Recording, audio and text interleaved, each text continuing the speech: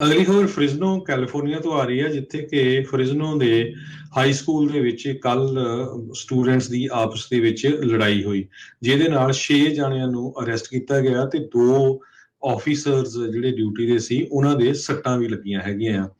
ਕੱਲ 12:39 ਤੇ ਪੁਲਿਸ ਨੇ ਕਾਲ ਰਿਸੀਵ ਕੀਤੀ ਸਕੂਲ ਦੇ ਐਡਮਿਨਿਸਟ੍ਰੇਟਰਸ ਵੱਲੋਂ ਪਈ ਇੱਕ ਲੜਾਈ ਚੱਲ ਰਹੀ ਹੈਗੀ ਆ, ਤੇ ਜਦੋਂ 2 ਆਫੀਸਰਸ ਉਹਨਾਂ ਨੂੰ ਛਡਾਣ ਗਏ ਤੇ ਉਹਨਾਂ ਦੇ ਸੱਟਾਂ ਵੀ ਲੱਗੀਆਂ ਹੈਗੀਆਂ ਤੇ ਉਹਨਾਂ ਨੂੰ ਹਸਪਤਾਲ ਵੀ ਲਿਜਾਇਆ ਗਿਆ ਹੈਗਾ ਆ। ਤੇ ਉਸ ਤੋਂ ਬਾਅਦ ਪੇਰੈਂਟਸ ਆਪਣੇ ਉਹਨਾਂ ਜਿਹੜੇ ਸਟੂਡੈਂਟ ਸੀ ਉਹਨਾਂ ਦੇ ਪਹੁੰਚਣੇ ਸ਼ੁਰੂ ਹੋ ਗਏ ਤੇ ਉਹਨਾਂ ਨੂੰ ਰੋਕਿਆ ਗਿਆ, ਤੇ ਇੱਕ ਪੇਰੈਂਟਸ ਧੱਕੇ ਦੇ ਨਾਲ ਉਹਨਾਂ ਦੀ ਮੀਟਿੰਗ ਦੇ ਵਿੱਚ ਚਲਾ ਗਿਆ।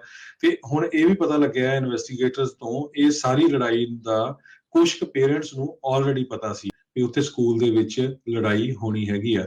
ਸੋ ਇਹ ਵੀ ਇਨਵੈਸਟੀਗੇਸ਼ਨ ਚੱਲ ਰਹੀ ਵੀ ਜੇ ਉਹਨਾਂ ਨੂੰ ਪਤਾ ਸੀ ਤੇ ਪੁਲਿਸ ਨੂੰ ਜਾਂ ਸਕੂਲ ਆਫੀਸ਼ੀਅਲਸ ਨੂੰ ਉਹਨਾਂ ਨੇ ਪਹਿਲਾਂ ਕਿਉਂ ਇਨਫੋਰਮ ਨਹੀਂ ਕੀਤਾ।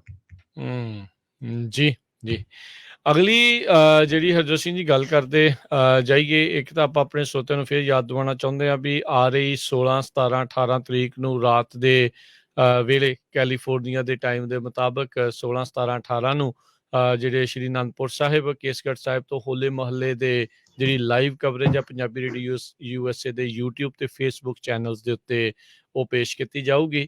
ਸੋ ਤੁਸੀਂ ਸਾਰਿਆਂ ਨੇ ਵੱਧ ਤੋਂ ਵੱਧ ਉਸ ਨੂੰ ਜਿਹੜਾ ਸ਼ੇਅਰ ਕਰਨਾ ਆ, ਤੁਸੀਂ ਦੇਖਣਾ ਆ। 16, 17 ਤੇ 18 ਜਿਹੜੀ ਆ ਉਹ ਤਰੀਕਾਂ ਨੂੰ ਹੋਲਾ ਮਹੱਲਾ ਦਾ ਜਿਹੜਾ ਤਿਉਹਾਰ ਉੱਥੇ ਮਨਾਇਆ ਜਾਂਦਾ ਆ ਸ਼੍ਰੀ ਅਨੰਦਪੁਰ ਸਾਹਿਬ। ਉੱਥੇ ਦਾ ਜਿਹੜਾ ਸਿੱਧਾ ਪ੍ਰਸਾਰਣ ਆ ਤੁਹਾਨੂੰ Facebook ਤੇ YouTube channel Punjabi radio USA ਦੇ ਉੱਥੇ ਪੇਸ਼ ਕੀਤਾ ਜਾਵੇਗਾ। ਸੋ ਬਾਕੀਆਂ ਨੂੰ ਵੀ ਜਿਹੜਾ ਉਹ ਜ਼ਰੂਰ ਵੱਧ ਤੋਂ ਵੱਧ ਦੱਸੋ ਤਾਂ ਜੋ ਸਾਰੇ ਜਾਣੇ ਇਸ ਦੇ ਨਾਲ ਜੁੜ ਸਕਣ।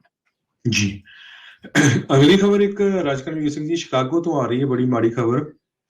3 ਸਾਲਾਂ ਦੇ ਬੱਚੇ ਨੇ ਐਕਸੀਡੈਂਟਲੀ ਗਨ ਚਲਾ ਦਿੱਤੀ, ਜਿਹਦੇ ਨਾਲ ਉਹਦੀ ਮਦਰ ਦੀ ਮੌਤ ਹੋ ਗਈ ਤੇ ਹੁਣ ਫਾਦਰ ਨੂੰ ਕਹਿੰਦੇ ਚਾਰਜ ਕੀਤਾ ਜਾ ਰਿਹਾ। ਸੋ 3 ਸਾਲਾਂ ਦੇ ਬੱਚੇ ਦੇ ਕੋਲ ਕਿਸ ਤਰ੍ਹਾਂ ਜਿਹੜੀ ਗਨ ਆਈ ਤੇ ਕਿਸ ਤਰ੍ਹਾਂ ਉਹ ਲੋਡਡ ਸੀ ਤੇ ਕਿਸ ਤਰ੍ਹਾਂ ਉਹਦੀ ਜਿਹੜੀ ਮਦਰ ਆ ਉਹਦੀ ਉੱਥੇ ਹੀ ਜਦੋਂ ਗਨ ਲੱਗੀ ਤੇ ਮੌਤ ਹੋ ਗਈ। ਸੋ ਹੁਣ ਇਹਦੇ ਸਬੰਧ ਦੇ ਵਿੱਚ ਡਾਲਟਨ ਪੁਲਿਸ ਚੀਫ ਰੋਬਰਟ ਕਾਲਿੰਸ ਉਹਨਾਂ ਨੇ ਇਹ ਕਿਹਾ ਵੀ ਰੋਮਿਲ ਵਾਟਸਨ 23 ਸਾਲਾਂ ਦਾ ਉਸ ਨੂੰ ਡਿਟੇਨ ਕੀਤਾ ਗਿਆ ਆ। ਅਨਲਾਫੁਲ ਯੂਜ਼ ਆਫ ਵੈਪਨ ਉਸਨੇ ਰੱਖੇ ਹੋਏ ਸੀ ਜਿਹੜੇ ਉਹਦੇ ਬੱਚੇ ਦੇ ਕੋਲ ਚਲੇ ਗਏ ਤੇ ਉਹ ਮਿਸਡਮੀਨਰ ਗਨ ਚਾਰਜ ਵੀ ਉਹਦੇ ਉੱਤੇ ਲਾਏ ਜਾਣਗੇ। ਕਾਲਨ ਨੇ ਦੱਸਿਆ ਕਿ ਕੋਕ ਕਾਉਂਟੀ ਦੇ ਪ੍ਰੋਸੀਕਿਊਟਰਸ ਇਹਦੇ ਉੱਤੇ ਵਰਕਆਊਟ ਕਰ ਰਹੇ ਹੈਗੇ ਆ।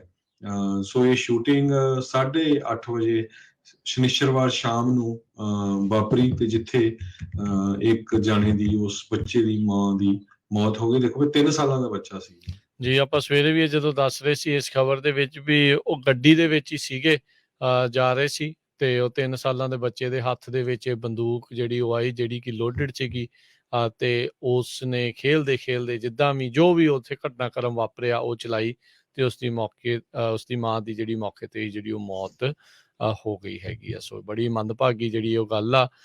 ਜਿੰਨੇ ਵੀ ਗਨ ਓਨਰਸ ਆ ਮੋਸਟਲੀ ਤਾਂ ਇਸ ਚੀਜ਼ਾਂ ਦਾ ਸਾਰਿਆਂ ਦਾ ਜਿਹੜਾ ਉਹ ਵੱਧ ਤੋਂ ਵੱਧ ਧਿਆਨ ਰੱਖਦੇ ਆ, ਪਰ ਜਿਹੜੀਆਂ ਇੱਦਾਂ ਦੀਆਂ ਅਣਗਹਿਲੀਆਂ ਆ ਉਹ ਨਹੀਂ ਵਾਪਰਨੀਆਂ ਚਾਹੀਦੀਆਂ, ਕਿਉਂਕਿ ਇਹ ਜਾਨਲੇਵਾ ਜਿਹੜੀ ਚੀਜ਼ ਆ ਬਾਅਦ 'ਚ ਸਾਬਤ ਹੁੰਦੀ ਆ ਤੇ ਫਿਰ ਸਭ ਨੂੰ ਹੀ ਪਤਾ ਆ ਵੀ ਇਹ ਗਨ ਓਨਰਸ ਦੇ ਦੁਆਲੇ ਇਹੋ ਜਿਹੀਆਂ ਚੀਜ਼ਾਂ ਨੂੰ ਲੈ ਕੇ ਬਾਅਦ 'ਚ ਬਹੁਤ ਜ਼ਿਆਦਾ ਹੋ ਜਾਂਦੇ ਨੇ ਵੀ ਇਹ ਐਕਸੀਡੈਂਟ ਕਿਉਂ ਜਿਹੜੇ ਉਹ